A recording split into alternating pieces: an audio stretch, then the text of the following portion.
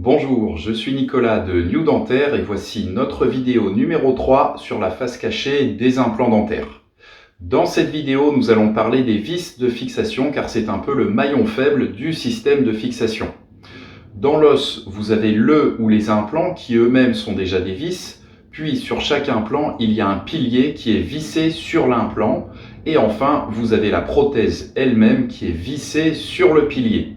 Donc en fait, on a bien une vis dans une vis qui est le pilier, dans une vis qui est l'implant. C'est de la dernière vis dont nous allons parler, c'est une vis qui est vraiment toute petite, un peu comme une vis qu'on trouve dans l'intérieur des montres. Il faut savoir que c'est cette vis qui constitue le système de fixation par vissage dont on vous a déjà parlé et qui est très important pour l'entretien des implants. Malheureusement, cette vis peut parfois se dévisser. C'est une vis qui est serrée avec un certain couple de serrage qui est défini par le fabricant, généralement 10 à 15 Newton-cm. Ce qui est plutôt faible. Si vous faites de la mécanique, auto, les couples de serrage d'un bouchon ou d'un écrou sur une voiture sont généralement 100 fois plus élevés. Il n'est pas question de la visser plus fort en espérant qu'elle ne se desserre pas car on risquerait alors de casser la vis à l'intérieur de son pas de vis. Parfois, après quelques temps, avec les matériaux qui travaillent un peu, une vis peut se desserrer toute seule. C'est surtout le cas chez les personnes qui mâchent en mettant beaucoup de force car alors il y a plus de déformation des matériaux. Il faut dans ce cas simplement la revisser. En général, le patient s'en rend compte quand son bridge commence à bouger un peu.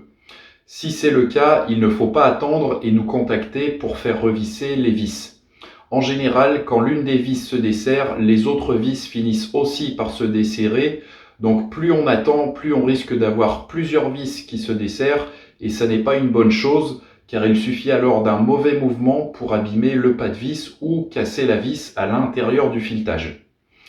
Comment régler le problème? Alors il faudra alors aller chez un dentiste, soit à l'étranger dans notre clinique qui avons fait le travail au départ, soit chez l'un de nos dentistes partenaires, soit chez un autre dentiste qui possède le matériel compatible. Actuellement, en juillet 2022, nous avons un dentiste partenaire en Belgique et nous espérons bientôt en avoir un aussi en France. Ce genre de petits soucis souligne aussi l'importance de prendre l'option de suivi post-opératoire local que nous proposons avec ces dentistes en Belgique. C'est un peu plus cher, mais vous avez l'esprit tranquille en sachant que notre dentiste pourra intervenir en cas de besoin. Concrètement, le dentiste doit retirer le composite qui cache la vis, puis revisser la vis et remettre un nouveau composite. C'est un travail de précision et il ne peut être réalisé que par un dentiste. Je le précise car en cherchant bien sur internet, vous pouvez trouver le bon tournevis pour vos implants et la clé dynamométrique qui va avec. Mais il faut de toute façon faire appel à un dentiste. Ensuite, après le dévissage, vous avez aussi le risque de casse. La casse est plus rare mais plus compliquée à traiter. La vis va généralement se casser de sorte à ce qu'un morceau de la vis reste vissé dans le pilier et c'est alors juste la tête de vis qui se détache du reste de la vis. Si on arrive à faire sortir la vis malgré tout, alors il suffira d'en mettre une nouvelle. Par contre, si on n'arrive pas à retirer la vis cassée, alors il faut changer le pilier. Dans tous les cas de vis cassée, il faudra revenir à l'étranger pour faire ce travail qui se fait généralement sur une journée. Mais en fait, comment peut-on anticiper ces problèmes? Est-ce qu'il n'y aurait pas un moyen de réduire ces risques? Alors oui, notre conseil pour cela, c'est de revenir à l'étranger dans notre clinique une fois tous les 3 ans pour un entretien approfondi. On en profite pour tout démonter, faire un nettoyage sous le bridge, autour des implants, et on revisse le bridge avec de nouvelles vis. Ça coûte quelques dizaines d'euros par vis, plus ou moins selon la marque de vos implants, et cela permet de changer les vis avant qu'elles ne fatiguent trop. En plus, cela permet de faire une vérification poussée qui permet de faire de la maintenance et de prévenir plutôt que d'attendre que les soucis arrivent. En moyenne, on a des soucis de dévissage ou de casse chez moins de 1% de nos patients, sachant que chaque patient va généralement recevoir chez nous plusieurs implants. La probabilité est plutôt autour de 0,1 à 0,2% des implants que nous posons, ce qui est très faible, ça fait un implant sur 500 à 1 sur 1000, mais ce n'est pas zéro. Sachant que de toute façon, le zéro problème n'existe pas. Le seul moyen de ne pas avoir de problème de vissage, c'est de ne pas avoir le système de fixation par vissage. Or, dans ce cas, comme on l'avait déjà expliqué dans une autre vidéo qui va apparaître ici en haut, ne pas avoir le système de fixation par vissage implique que les dents sont scellées et collées sur les implants et qu'on ne peut donc plus accéder aux implants.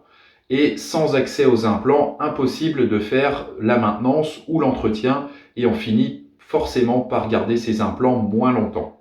Attention donc, parce que c'est quelque chose qu'on a déjà entendu, on m'a dit que les vis c'était pas bien parce que ça casse et ça se dévisse. Alors oui, c'est vrai, mais sans vissage, c'est comme si vous aviez une voiture sans pouvoir ouvrir le capot parce qu'on vous a dit que le système d'ouverture du capot pouvait parfois se casser. Il vaut mieux avoir un système qui permet d'ouvrir votre capot parce que ça permet de faire la vidange, et il faut la faire par exemple une fois par an, plutôt que de se dire qu'on ne va pas prendre le système d'ouverture du capot parce que ce système pourrait casser une fois toutes les 1000 voitures. Enfin, il faut garder en tête que quelque chose d'artificiel comme une prothèse dentaire ou tout autre type de prothèse demandera toujours plus de soins et d'attention de votre part que le membre d'origine qu'elle remplace. Car généralement, un membre ou un organe possède la capacité de s'auto-réparer, de s'auto-entretenir. Alors qu'une prothèse qui n'est qu'un objet mécanique ne pourra que s'user ou se dégrader. Si je reprends l'exemple d'une voiture, on peut la faire durer très longtemps si on l'entretient bien, mais sans entretien, c'est perdu d'avance. En conclusion, soyez conscient de l'existence du risque de dévissage ou de casse de vis.